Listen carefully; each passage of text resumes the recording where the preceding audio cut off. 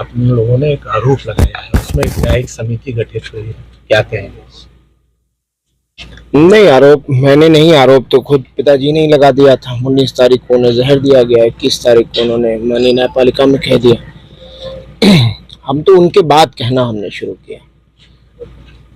कोई व्यक्ति जो फिट हो बिल्कुल सेहत से, वो अचानक से खाना खाने के बाद बीमार हो गए और उनको महसूस हो गया, उन्होंने लिखित में दिया माननीय न्यायालय में, और वही हुआ कि 26 तारीख को तबीयत इतनी बिगड़ गई, आउट ऑफ कंट्रोल, कि मूर्छित अवस्था में जब वो बेहोश होकर गिर गए तो उनको ले जाके मेडिकल कॉलेज बांदा में एडमिट किया और डॉक्टरों ने उन्हें गंभीर पाकर आईसीयू में एडमिट कर लिया।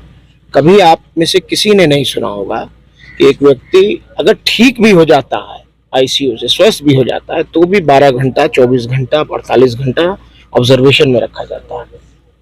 4 बजे भोर में 26 तारीख को आईसीयू में और 5 बजे शाम में बांदा की तन्हाई बैरिक में, जेल में। कहीं सोचा है किसी ने ऐसा हो सकता है? कुछ नहीं। तो इसलिए इल्जाम तो जो हमने लगाए हैं वो तय खुलते जा रहे हैं, तय वो साबित होता जा रहा है। और एक दिन उन्होंने किसी तरह गुजारा है।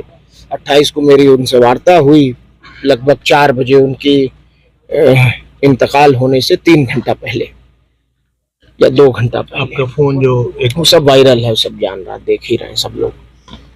और उसके बाद उनको बेहोश होकर गिर गए वो, और हार्ट फेल हो गया उनका, ये इन लोगों का कहना है। इसके पीछे एक गहरी साजिश है। हमने साफ कहा है कि ये स्वाभाविक मौत नहीं है, ये सुनियोजित हत्या है। अब्बास अंसारी से मिलने गए थे आप? जी, मिलने गए। कैसी रही? हमारे बड़े भाई हैं, विधायक हैं, जेल में बंद हैं, एडमिनिस्ट्रेटिव पावर है, डीएम को नहीं आने दिया गया, स्टेट चाहता ला सकता था, नहीं। इत्तेफाक था कि माननीय उच्चतम न्यायालय सुप्रीम कोर्ट बनती, वरना निश्चित रूप से वो यहाँ होते उस दिन, कि मुझे यकीन है अपनी न्यायपालिकाओं पर।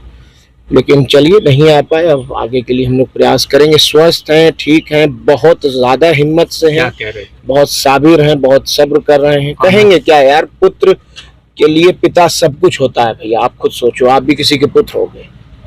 अब हम दोनों भाइयों के बीच की बात है, मैं आपसे तो कतई नहीं बताऊंगा, बस इतना कह रहा हूँ कि बहुत मजबूत हैं, बहुत ठीक हैं, और रोज़ा रख रहे हैं, नमाज पढ़ रहे हैं, कुरान शरीफ पढ़ के तिलावत करके बख्श रहे हैं, उनके लिए दुआ कर रहे हैं। एक पुत्र अपने पिता के लिए कुछ कर नहीं सकता है, और हम दोनों भाई उनकी सेवा नहीं कर पाए। जीवन भर भी सेवा करते तो भी उनके लिए कुछ नहीं कर पाते। और अब तो हमारे पास बस यही मौका है कि जो रास्ता वो गरीब, मजलूम, बेसहारा, यतीमों को, कुचले लोगों को सताए जाने के लिए वो जो लड़ाई लड़ते थे, उनका आंसू पोंछते थे, उनकी मदद करते थे, अब वो रास्ता हमें, हमारे लिए छोड़ गए हैं। हम उसी तरह गरीबों को लामबंद करके, एकजुट करके उनकी मदद करेंगे, उनके लिए खड़े रहेंगे। यही आशा और यही उम्मीद हमारे सीनों में है। उमर, एक सवाल छोटा सा है कि तमाम लोग आ रहे हैं, उनकी कब्र पे फातिहा पढ़ रहे हैं, वीडियो कॉल के जरिए लोग जी मुख्तार अंसारी का दर्शन कर रहे हैं। चलिए, सच तो बताया आपने कम से कम। जी, Qatar, Dubai, Mauritius, Singapore, South Africa, America, England, इतनी जगहों से तो लोग कॉल कर रहे हैं। और कई जगह दुबई से तो, कतर से तो लोग आ गए, आके मिट्टी दे रहे हैं और वो कर रहे हैं। और वो तो एक अलग बात है। जो गरीब जनता है पूरे 7-8 जनपदों में, बहुत ज्यादा दुखी है। बहुत लोग 3-3 दिन, 4-4 दिन तक तो खाना नहीं बना, लोग दही खा के रहे हैं। और हर वर्ग में ये हाल है, हर वर्ग में। और उस दिन का जो जनाजा था, वो सही कहा विधायक जी ने अभी, कि उस जनाजे ने, उस मीडिया के जो प्रोपेगेंडा था माफिया और गुंडा कहने का, उसका भी जनाजा उसी दिन निकाल दिया। मेरे पिता, कोई कुछ कहा करे, जबान है उसमें हड्डी तो होती नहीं, कोई कुछ कहा करे, मेरे पिता रहनुमा थे। गरीबों, मजलूमों, बेसहाराओं के लिए वो कभी ढाल बनकर खड़े रहे तो कभी तलवार बनकर लड़े। उमर, एक सवाल पब्लिक के बीच में है, जनता भी जानना चाहती है कि मुख्तार अंसारी के आप 2 पुत्र थे और उनकी जो पत्नी है, आपकी माता जी, उन्होंने शायद दर्शन नहीं किया। सही बात। उनके लिए क्या करना है, वो क्या हाजिर होंगे? मेरी वकील से बात हुई थी, हाई कोर्ट इलाहाबाद की गोपाल चतुर्वेदी जी, वो मेरी वालिदा के, मेरी माता जी के वकील हैं। उन्होंने बताया कि हम जुडिशियल रेमेडी लिए हुए हैं, उम्मीद है कि जल्द इंसाफ मिले। उम्मीद तो हमें रखनी चाहिए, उम्मीद रखें।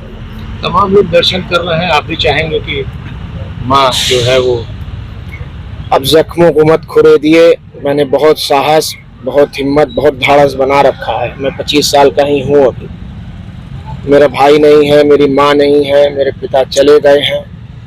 लेकिन आप माननीय लोग जो पिताजी के साथ रहे हैं विधानसभा में, एमएलसी लोग, विधायक लोग, वो तमाम नेता लोग फ़ोन करके बहुत लोगों ने बहुत प्यार दिया है, हिम्मत दी है, साहस दिया है, और सबने कहा है कि बेटा तुम अकेले नहीं हो और तुम्हारे पिता की हत्या हुई है और हम इस लड़ाई में तुम्हारे साथ हैं। कानूनी रूप से हम अपनी लड़ाई को जारी रखें। उमर भाई, आखिरी सवाल, 40वां से पहले क्या लगता है कि अब्बास भाई भी आप? भैया उम्मीद तो किया जा सकता है, हम लोग प्रयास कर रहे हैं। उमर, एक खबर आ रही है कि बांदा जेल में लोग दुखी हैं या जिस भी वजह से टमाटर और नमक खा रहे हैं, कुछ ऐसी सूचना आ रही है?